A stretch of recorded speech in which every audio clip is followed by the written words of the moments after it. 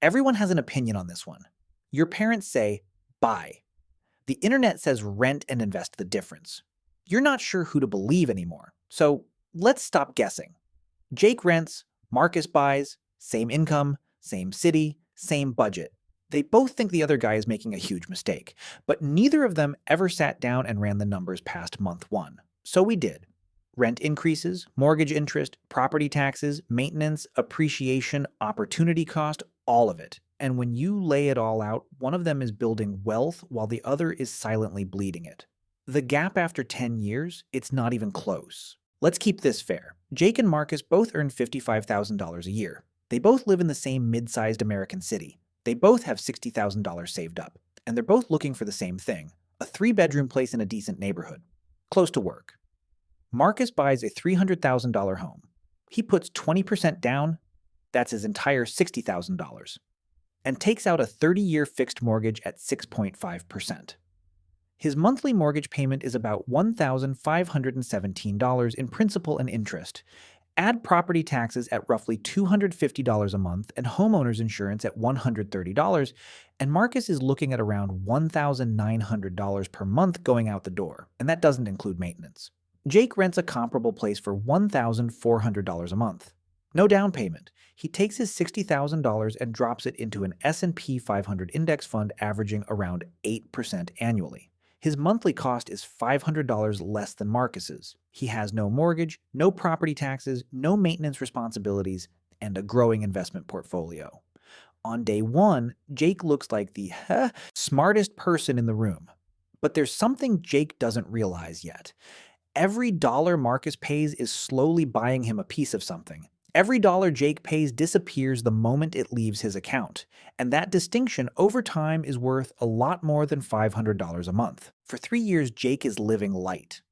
The furnace breaks, he calls the landlord. Roof leaks, landlord's problem. Dishwasher dies. Someone shows up and Jake doesn't pay a dime. His only costs are rent, renter's insurance at maybe $15 a month, and utilities. No surprises, no 5-figure repair bills. And his $60,000 investment?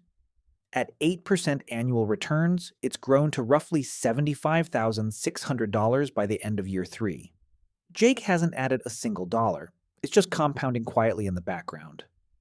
Marcus. Different story. Closing costs hit him for about $9,000 on day one. Appraisal fees, title insurance, origination fees. Then property taxes start coming. Insurance.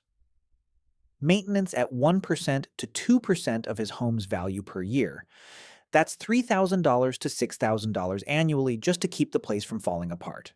And here's the part that really stings. In the first few years of a mortgage at 6.5%, almost all of your payment goes to interest. In year 1, Marcus pays about $18,200 in mortgage payments. Roughly $15,400 of that goes straight to the bank as interest. Only $2,800 actually chips away at what he owes. That interest vanishes just like rent, except nobody calls it that. Let's run the numbers through year 3. Jake has paid roughly $50,400 in rent and has a $75,600 index fund. Marcus has spent over $103,000 between his mortgage, closing costs, taxes, insurance, and maintenance, with only about $9,500 in equity built through principal payments. Through year 3, Jake is winning, and it's not close. Jake's lease comes up for renewal. Rent goes up 4%. That's $56 more a month. He barely notices. $1,400 becomes $1,456. The next year, $1,514. Then $1,575. Each increase feels manageable. It's never enough to make Jake panic. It's just enough to quietly eat into his budget a little more every year. Now look at Marcus's mortgage payment. $1,517 in principal and interest. Same number he paid on month 1.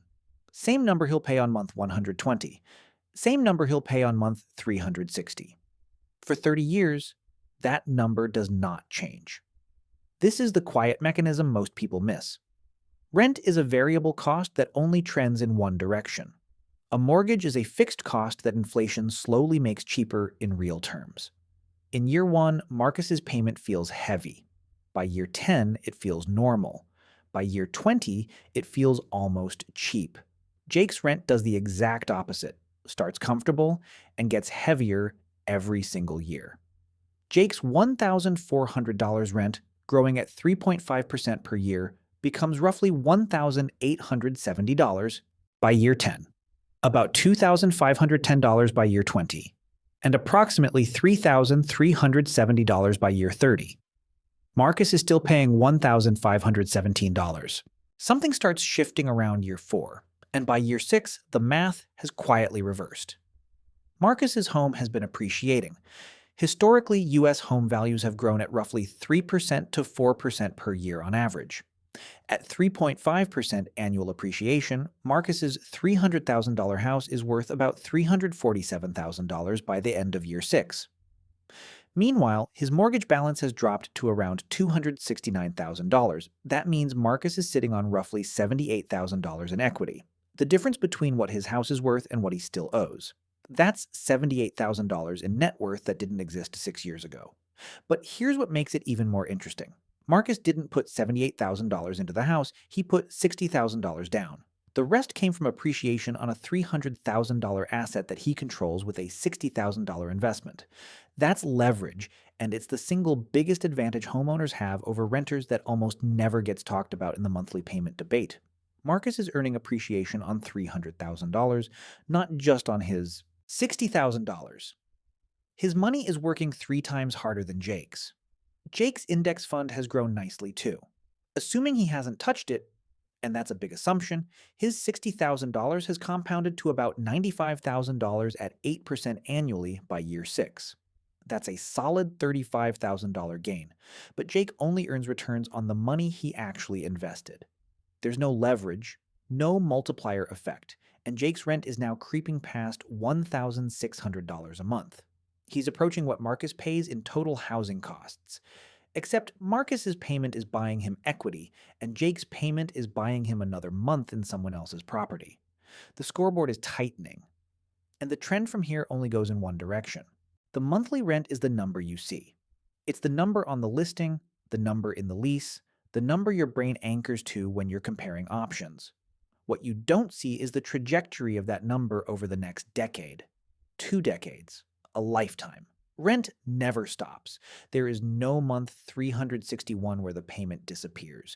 There is no payoff date circled on the calendar. There is no finish line. When you're 35, you pay rent. When you're 55, you pay rent. When you're 70 and retired and living on a fixed income, you still pay rent. And that rent is significantly higher than it was when you were 35. Let's put real numbers on it. Jake's $1,400 rent, growing at just 3.5% per year, becomes roughly $1,870 by year 10, about $2,510 by year 20, and approximately $3,370 by year 30. At the end of 30 years, the exact moment Marcus makes his final mortgage payment and starts living in his home for free, Jake is paying over $3,300 a month for the privilege of living in someone else's property. But the money is only part of it. Renting means you don't control your housing situation. Your landlord can sell the building. They can choose not to renew your lease. They can change the pet policy, raise the rent beyond what you budgeted, or let the property deteriorate because the repair costs cut into their margins. You're building your life, your kid's school district, your commute, your neighborhood relationships on a foundation that someone else owns, and they can pull it out from under you with 60 days' notice. None of this means renting is a bad choice, but it means the true cost of renting isn't just what you pay per month, it's what you pay over a lifetime, plus the control you give up along the way. If I only showed you the downsides of renting, I wouldn't be giving you the full picture. Closing costs hit you for $7,500 to $15,000 before you even get the keys. Maintenance is relentless. A new roof costs $8,000 to $15,000.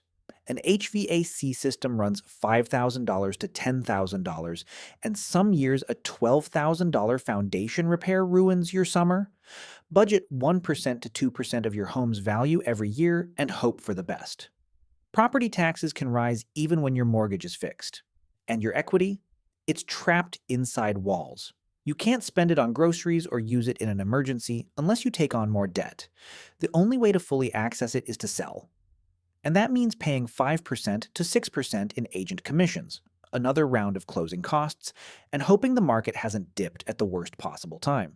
Real estate is an illiquid asset, and illiquid assets are dangerous when life doesn't go according to plan. Here's where the full story comes together. Over 10 years, Jake has spent roughly $193,000 on rent and renter's insurance. He owns nothing, but his $60,000 index fund, untouched at 8% per year, has grown to about $129,500. Marcus has spent roughly $285,000. Mortgage payments, property taxes, insurance, maintenance, closing costs. A lot more than Jake. But his home is now worth approximately $423,000, and his mortgage balance has dropped to about $253,000. That's $170,000 in equity sitting in his driveway. Jake, $193,000 spent, $129,500 in investments. Marcus, $285,000 spent, $170,000 in equity. When you net it out, Marcus is $40,000 to $60,000 ahead, and the gap accelerates from here. Every year that passes, Marcus's balance shrinks, his home value climbs, and Jake's rent goes up. By year 30, Marcus makes his final payment and owns his home outright, a home that could be worth over $700,000. His monthly housing cost drops to taxes, insurance, and maintenance. Maybe $600 a month. Jake, at year 30, is still writing a check for over $3,300 a month to a landlord for the rest of his life. I'd be lying if I said buying always wins. There are specific situations where the math genuinely favors renting. If you're staying less than 5 years, buying is almost always a money loser. Closing costs on the way in, agent fees on the way out, and minimal equity built in the early years means you'll probably lose money compared to renting. The break-even point for most purchases is 5 to 7 years. If you're not staying at least that long, renting is the smarter play. If you live in an extremely high-cost market, San Francisco, Manhattan, parts of LA, the price-to-rent ratio can be so skewed that buying makes no financial sense. When a home costs $1.2 million but rents for $3,500 a month, the math doesn't work for buyers. If your career requires geographic flexibility, or if you're the kind of person who takes every dollar saved by renting and invests it consistently without ever touching it, the returns can close the gap. But be honest with yourself. Most people don't do this. The savings get absorbed into lifestyle creep, a nicer car, dinners out. The investment part requires discipline that most people simply don't maintain for a decade. Renting as a strategy is smart. Renting as a default you never question is expensive. Jake and Marcus both made their choice thinking they were being smart. Jake thought he was staying nimble, letting his money grow in the market. Marcus thought he was building something. Neither of them actually ran the numbers past the first year. Marcus won. But not because buying is always better. He won because he locked in a fixed cost in a world where everything else keeps getting more expensive. He won because leverage let his $60,000 earn returns on a $300,000 asset. He won because every payment brought him one step closer to a finish line. And after 30 years, his housing cost drops to almost nothing while Jake's keeps climbing. The real trap isn't renting, and it isn't buying. The real trap is making a $300,000 decision based on a monthly number without ever asking what this costs you over 10 years, 20 years, a lifetime. And if you're about to buy a car to go with that new house, paying cash might seem like the obvious move. But the math on that one might surprise you too.